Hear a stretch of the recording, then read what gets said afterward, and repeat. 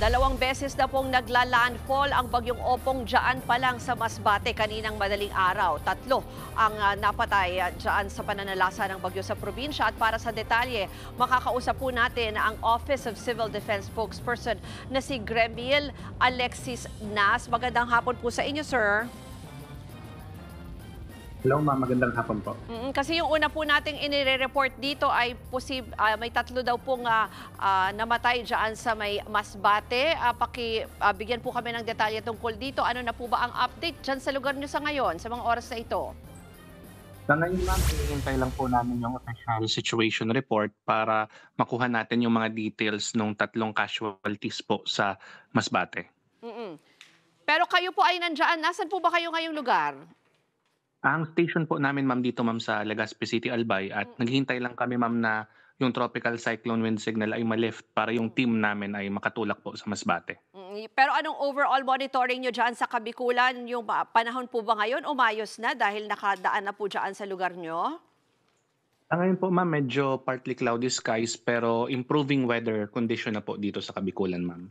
Okay, pero yung halimbawa nakita ko kasi doon sa nire-report sa amin sa may bahagi ng Sorsogon, parang tila yung mga hangin, no? yung nagpadapa doon sa mga poste, sa mga puno.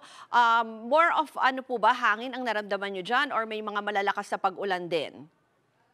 Based ma'am dun sa na-trace namin na data ma'am, malakas na hangin ma'am yung naging epekto po dito sa Masbate since upon checking yung mga rainfall warning, yung mga tinatawag nating heavy rainfall warning ay very limited po dyan sa Masbate. Kaya po nung pumasok sa amin din yung information through PDRMO Masbate kayo ng umaga, ang initial na sabi po sa amin ay mga bumagsak na poste ng kuryente, damaged houses, and also damaged communication lines. Pero yung binanggit nyo nga po kanina ay naghihintay pa kayo ng ibang reports. But so far po, ayaw naman natin, ano? Pero may iba pa bang mga halimbawa unconfirmed reports ng casualty sa ibang lugar aside from Masbate? Ay ma'am, may pino-confirm kami ma'am kung typhoon related yung isang casualty din po sa Camarines Norte.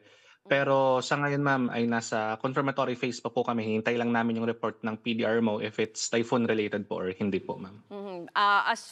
To evacuees naman, ano po ang data nyo? May mga ano po rin po ba nasa evacuation center? Sa ngayon ma'am, meron po tayong 24,579 families na nasa loob at labas ng mga evacuation centers or yung mga nakitira dun sa kanilang mga relatives. And we're just waiting po for the information from the local DRM officers kung nakapag-decamp na po kasi tinitingnan pa po yung weather condition kung safe na po ba silang makauwi. Dahil nga po may mga libo-libo pang evacuees, may mga kailangan po ba kayo ng mga relief goods or iba pang needs dyan? Sa akin ma'am, nandito din ang DSWD Field Office 5 na nakaready naman pong mag-augment sa ating mga LGUs if in case mangailangan po ng additional food and non-food items po.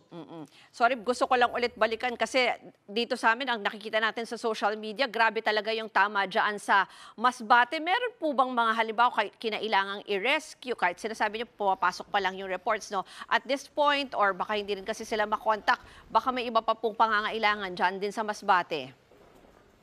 Ang nakikita namin na magiging need po nila, una po dyan yung pagkain and non-food items. Also temporary shelter din po kasi may mga reports po ng damaged houses and even housing materials na pwede po nilang magamit. And also yung continuous supply ng drinking water. So yun po yung isa sa mga tinitingnan po namin. And once na mag-clear na po yung tropical cyclone wind signal, agad rin po namin ipapadala yung unang wave po ng tulong galing sa OCD po ma'am.